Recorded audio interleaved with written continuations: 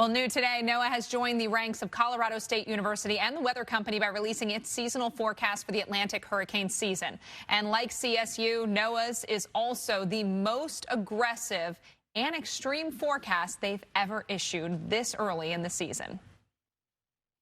This season is looking to be an extraordinary one in a number of ways, based on our data and models with the El Nino-La Nina playing out a significant role. The key this year, as in any year, is to get prepared and stay prepared. We're going to be emphasizing that throughout these comments. It's the best way to reduce risk. All right, so the numbers, they're high. The range is 17 to 25, the most they've ever forecast. Hurricanes 8 to 13, major hurricanes 4 to 7. Again, falling pretty much in line with what the other large entities have done. And this is, again, their most aggressive forecast since they started issuing them in 1999.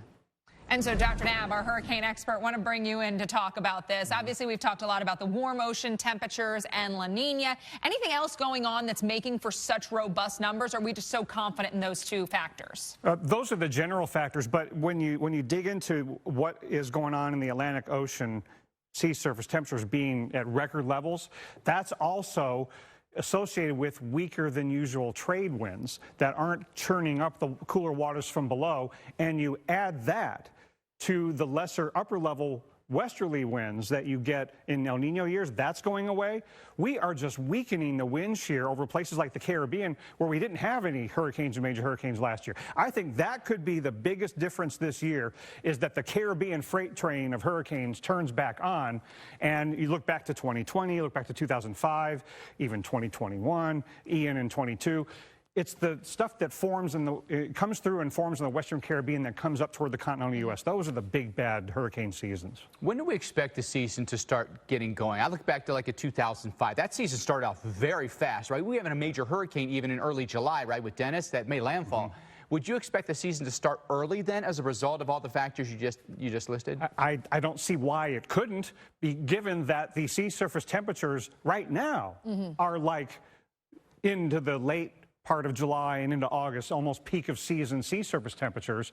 And El Nino will go to neutral and then likely go to La Nina in the peak of the season. So the conditions will, I think, get conducive for hurricanes and major hurricanes a little earlier than usual. Now, you still often, even in 2005, there was a relative downturn for a little bit in late July, early August, and then it ramped back up.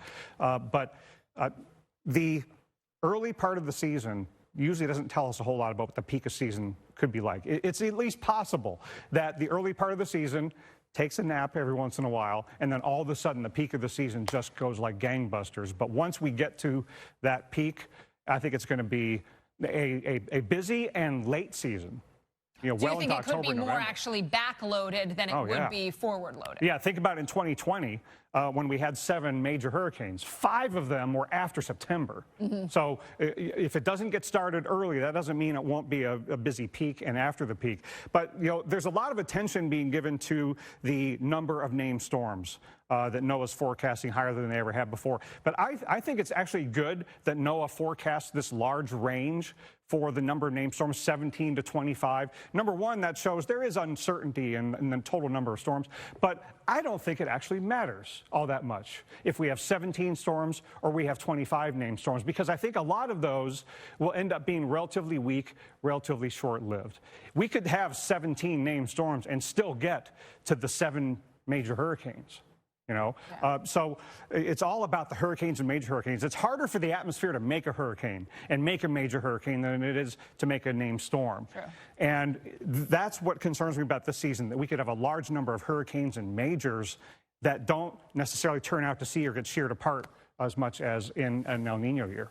You had mentioned that you think that the Caribbean, right in there could get active, and usually when that happens, it usually means a landfall. Yeah, that's, and the Northwest, the Atlantic is super warm right now anyway, but the Northwestern Caribbean is where that deep reservoir of really warm water is. That's the area that's so notorious for getting the hurricanes to rapidly intensify, and then they often come into the Gulf of Mexico. But the rest of the Atlantic is super warm. Now, I do want to highlight that this area to watch, I think it has almost nothing to do with what this hurricane season is going to be like, because the chances of this developing are so small and it's so non-tropical. Maybe it gets a little oomph from the warmth of the waters in the Atlantic, but I think mostly what we're talking about this time of year is this preseason stuff we've seen in recent years. This has nothing to do with what the real season will be like.